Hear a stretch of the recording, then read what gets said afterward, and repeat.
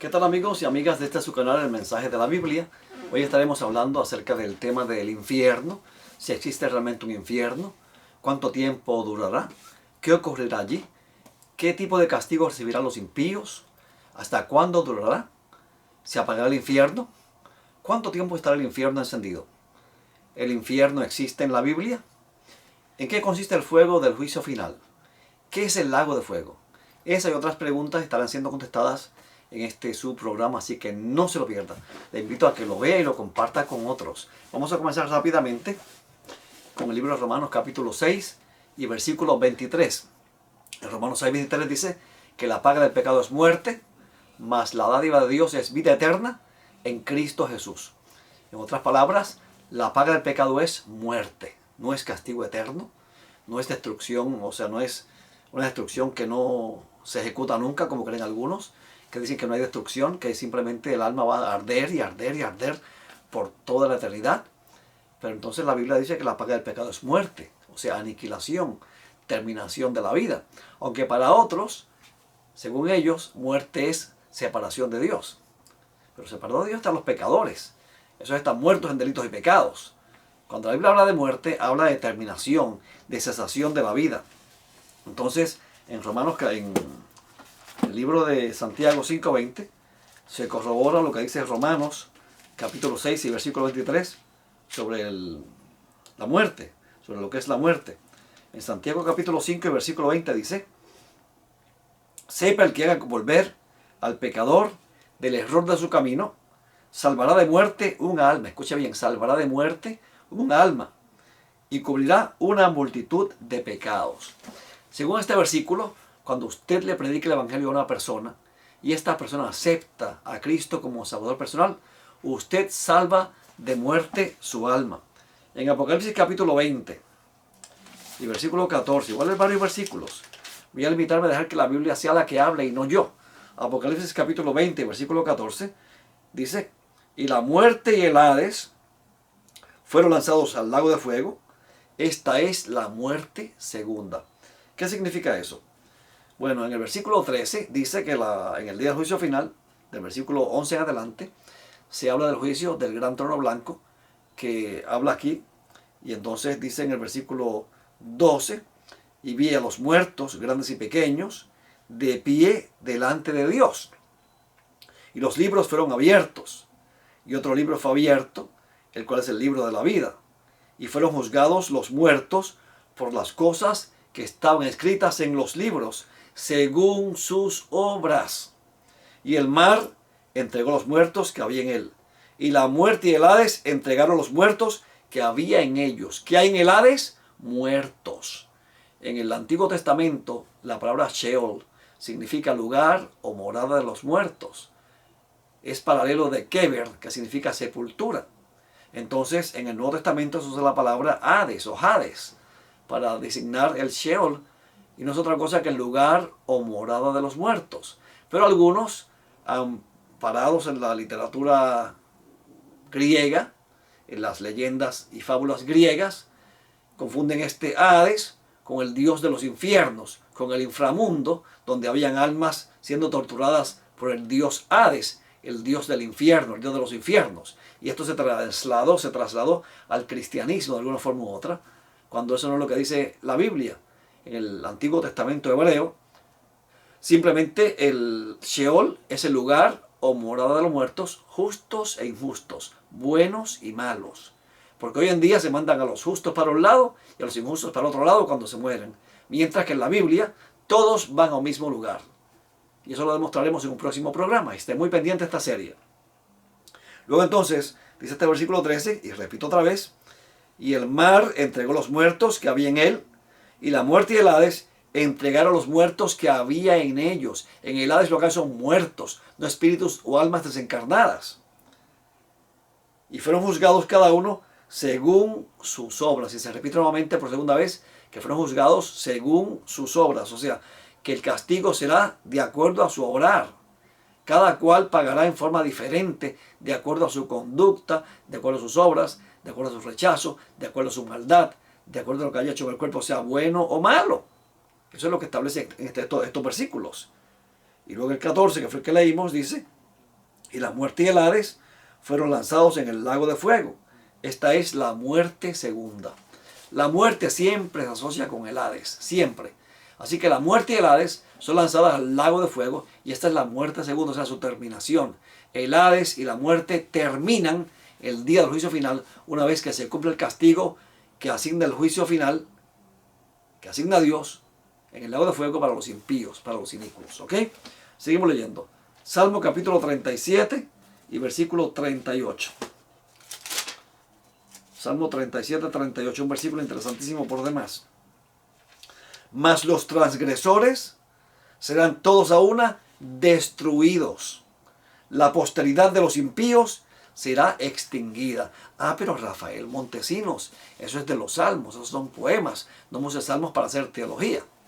Lo cierto es que en el Nuevo Testamento el apóstol Pablo nos insta a cantar los salmos. Entonces estos salmos no se pueden cantar. Cuidado. Esto es una gran verdad que establece la palabra de Dios.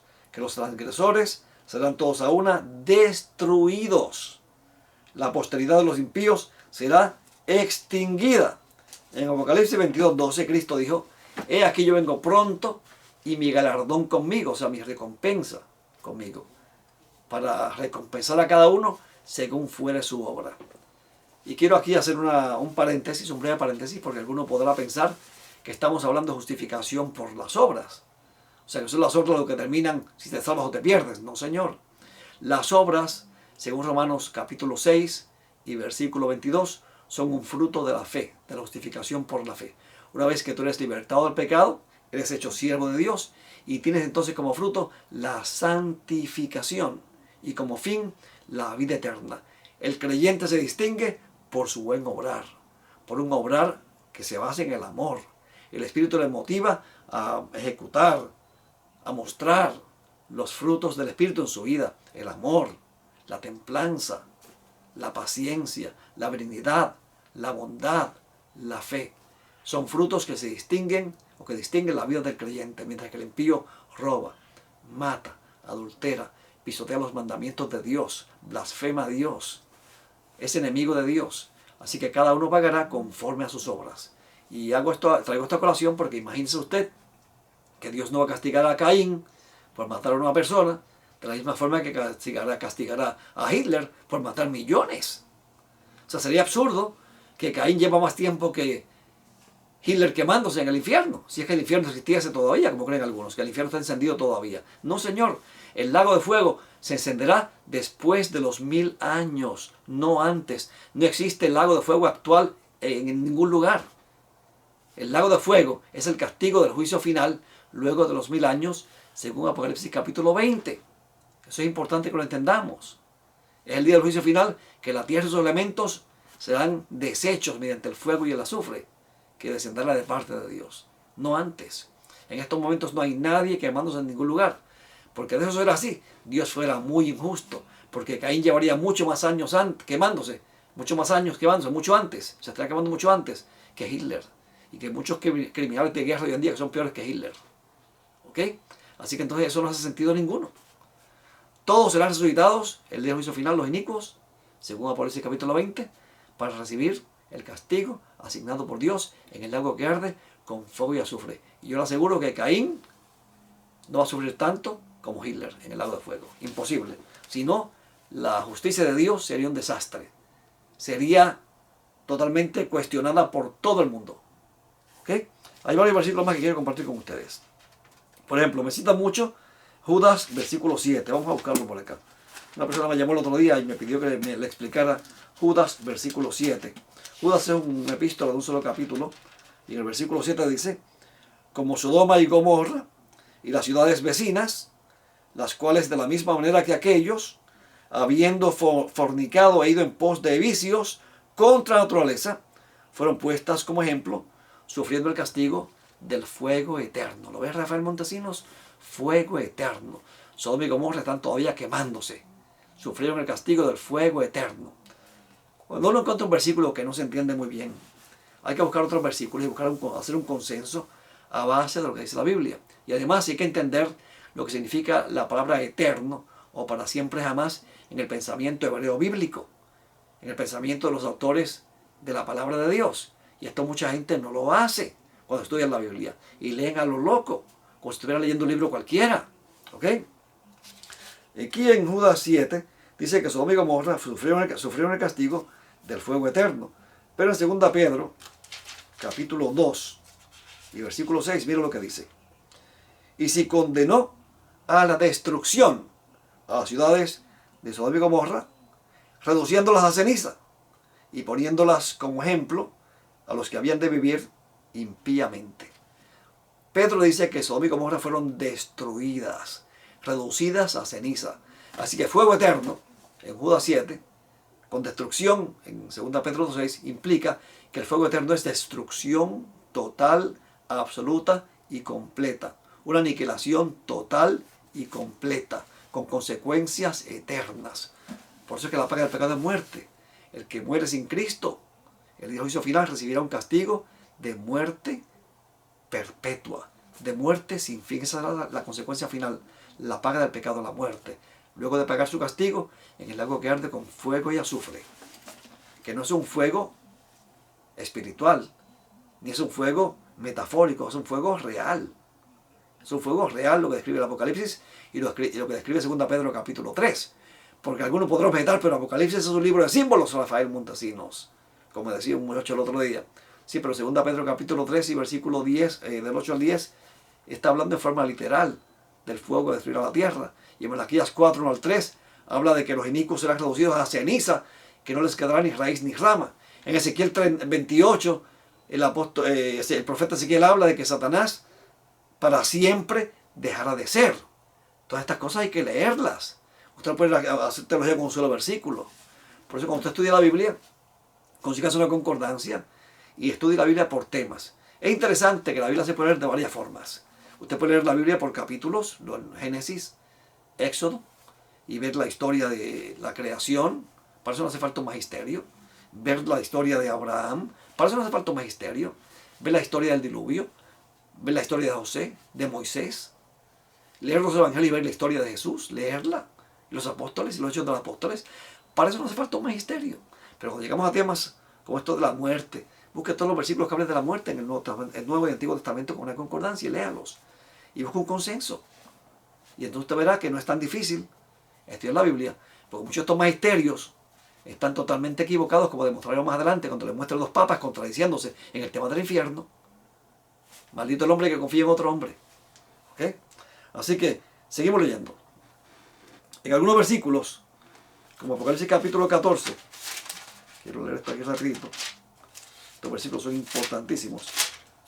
Vamos a ver. Apocalipsis capítulo 14, versículo 11 y versículo 20 también. Mira lo que dice, el 11. Y el humo de su tormento sube por los siglos de los siglos. Otras Biblias dicen para siempre jamás, la misma cosa.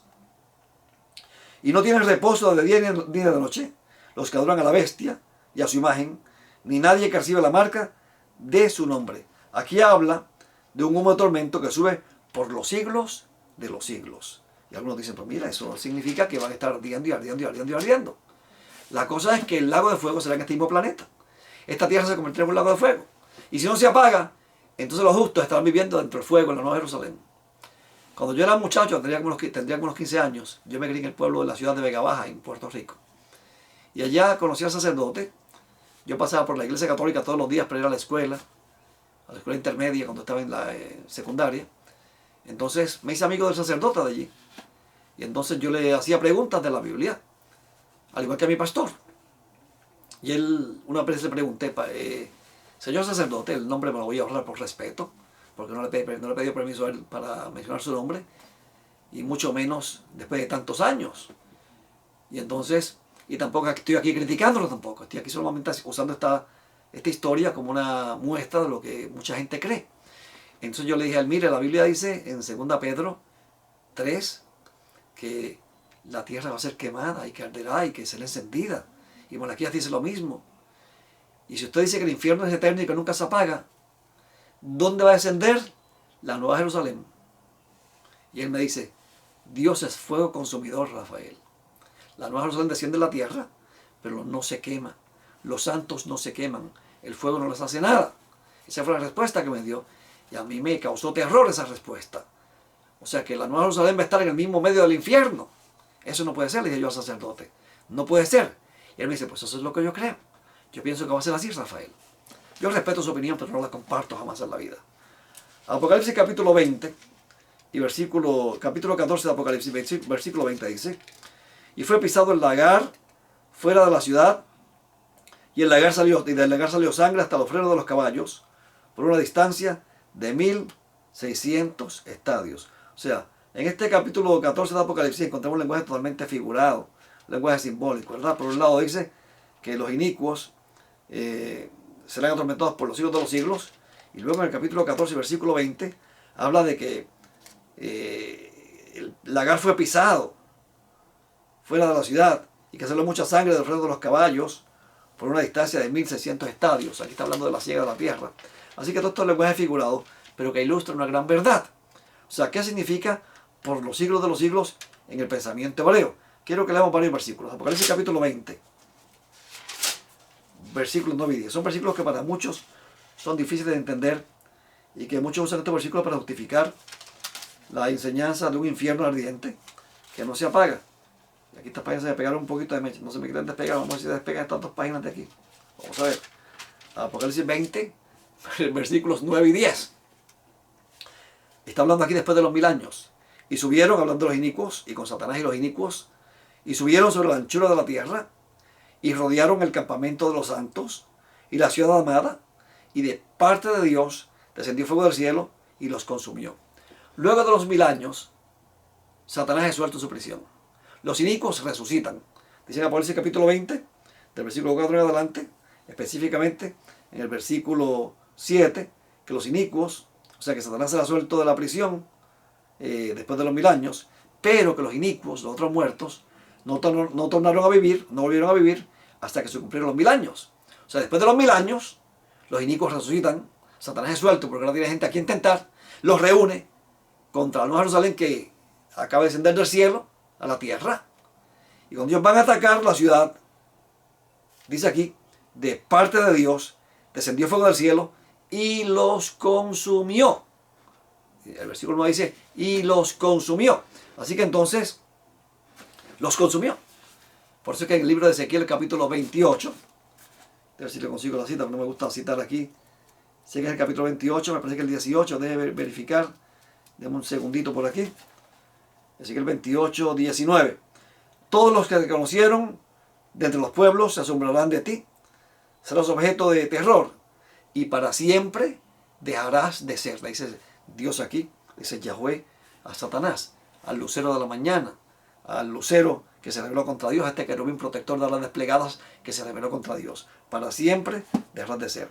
Y aquí en el libro de Apocalipsis 29 dice que este fuego que desciende de parte de Dios, que enciende el lago de fuego y azufre, consumió a los inicuos. Pero entonces, el versículo 10 pareciera contradecir el versículo 9.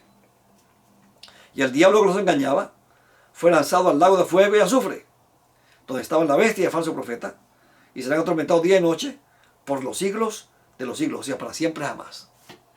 Por un lado dice que son consumidos, y por otro lado dice que son atormentados para siempre jamás. Esto es una paradoja, no una contradicción.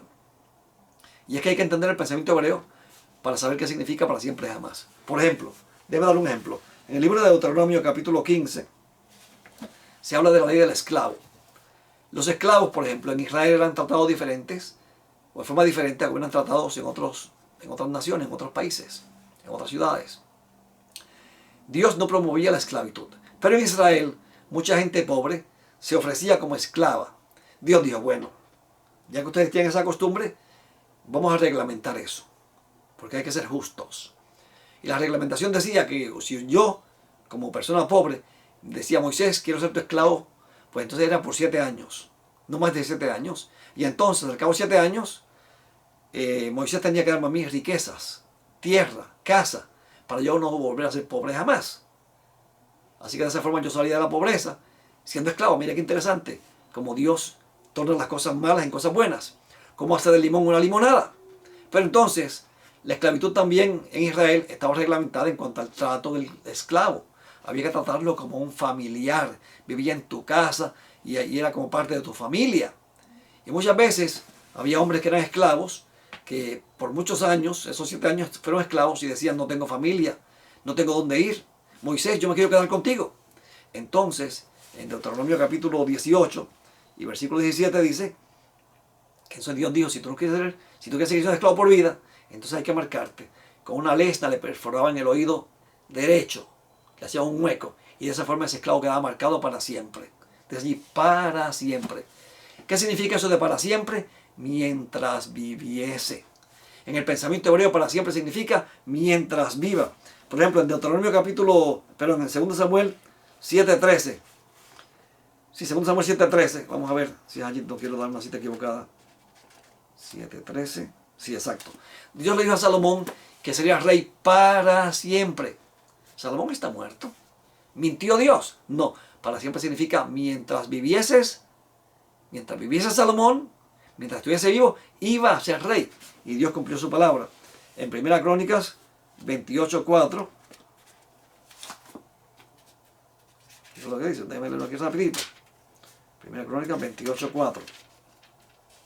Pero Jehová, el Dios de Israel, me eligió de toda la casa de mi padre para que perpetuamente fuese rey sobre Israel. Salomón dijo, Dios me escogió a mí para que fuese rey para siempre, perpetuamente, eternamente. Pero Salomón se murió. ¿Qué significa perpetuamente o para siempre? ¿Qué significa que sería rey para siempre? Mientras viviese. ¿Ok? Hay otro versículo más. En Éxodo 29:9. Verificar. Ok. El sacerdocio de Aarón iba a ser para siempre. Pero Aarón y sus hijos murieron. Ya no existen. Además, ese sacerdocio cesó. Hoy tenemos un sacerdocio diferente, el de Melquisedec, que es el sacerdocio de Jesús. Cuando Dios le dijo a Aarón y a sus hijos que iban a ser sacerdotes para siempre, ¿qué significa eso? Mientras viviesen, iban a ser sacerdotes. Es más, en el libro de Filemón, capítulo 1, versículo 15, tenemos un relato interesante. En la misma epístola de Filemón, que es una epístola de un solo capítulo. Filemón le robó a Onésimo, que era su amo. Cayó preso en la misma celda que estaba el apóstol Pablo. Él no sabía que Pablo conocía a Filemón. Al parecer, Onésimo le robó a Filemón y siguió robando y cayó preso por sus fechorías. Y entonces, allí conoce a Pablo en la cárcel. Y al parecer, Onésimo le cuenta a Pablo lo que él hizo. Y Pablo pues le habrá dicho a él, yo soy amigo de Onésimo, es mi mejor amigo. Me imagino la cara sorpresa del pobre Onésimo cuando Pablo le dice, le robaste a mi mejor amigo. Él quizás pensaría, ahora Pablo me va a dar una paliza a mí, pero no. Pablo escribió la epístola a Filemón y se le envía a Onésimo y le dice, este es mi hijo, a quien engendré las prisiones. Recíbele para siempre. Filemón, que es un solo capítulo, versículo 15. Recíbele para siempre. ¿Qué significa para siempre? Mientras vivan. La expresión en el pensamiento hebreo significa mientras vivan, mientras viviesen. ¿Ok? Así que cuando la Biblia habla de que serán atormentados para siempre jamás, mientras vivan. ¿Y quién determina ese mientras vivan en el lago de fuego? El juicio de Dios. Dice que cada uno pagará conforme a sus obras. O sea que estarán allí para siempre. O sea, mientras vivan, mientras dure su castigo asignado por el santo juicio de Dios. Hay 2 papas aquí que quiero leer. Aquí tengo esto aquí escrito. El 28 de julio del año 1999, en la catequesis que impartió ante 8.000 fieles en el Vaticano, el Papa Juan Pablo II dijo lo siguiente, escucha bien, cito, las imágenes con las que la Sagrada Escritura nos presenta el infierno deben ser rectamente interpretadas, dice él. Ellas indican la completa frustración y vacuidad de una vida sin Dios. El infierno indica más que un lugar, la situación en que se encuentra quien libremente y definitivamente se aleja de Dios, fuente de vida y de alegría. Juan Pablo II, Papa católico, dijo que el infierno es una condición, una situación en la que se encuentran los hombres que están alejados de Dios. Pero entonces, en el 2007, el Papa Benedicto XVI dice lo siguiente. En la revista Time, el 27 de marzo del año 2007 dijo lo siguiente, y lo citaron. Ellos, los pecadores, arriesgan condenación eterna en el infierno. El infierno realmente existe y es eterno, a pesar de que nadie ya habla mucho de él. Así que Juan Pablo II dice que el infierno, más que un lugar, implica la situación en la que llega a encontrarse quien libremente, definitivamente se aleja de Dios, fuente de vida y de alegría. Pero entonces, mientras Juan Pablo dice no es un lugar, dice Benedicto XVI sí es un lugar de tormentos eternos. Dos papas que se contradicen. Y así ocurre con el magisterio católico. Hay muchas contradicciones que en unos próximos programas estaremos analizando, sin criticar y sin atacar, para que usted vea. Porque es que hay personas que nos están atacando fuertemente y yo no les hago caso, ¿verdad? Simplemente yo me limito a enseñar y a educar con respeto, sin burlarme de nadie, sin criticar ninguna religión, sin atacar a nadie. Usted es libre para creer lo que usted quiera. Yo simplemente comparto lo que entiendo que es el mensaje de la Biblia con usted, ¿verdad? Y analícelo, compárelo con lo que usted cree, estudie la Biblia y llegue a sus propias conclusiones. O sea, yo aquí no estoy forzando la mente de nadie, ni implantando ideas a nadie, simplemente comparto lo que entiendo que establece la palabra de Dios. Lo cierto es que el castigo de los inicuos será ejecutado luego de los 1000 años, en el lago de fuego, donde cada uno pagará conforme a sus obras. El infierno ardiente no existe todavía, se encenderá después de los 1000 años. La paga del pecado es muerte, mas la dádiva de Dios es vida eterna en Cristo Jesús, Señor nuestro. Haz de Cristo tu Salvador personal y tendrás vida eterna, la única vida eterna que existe, la vida que se nos ofrece en Cristo Jesús. Que Dios te bendiga.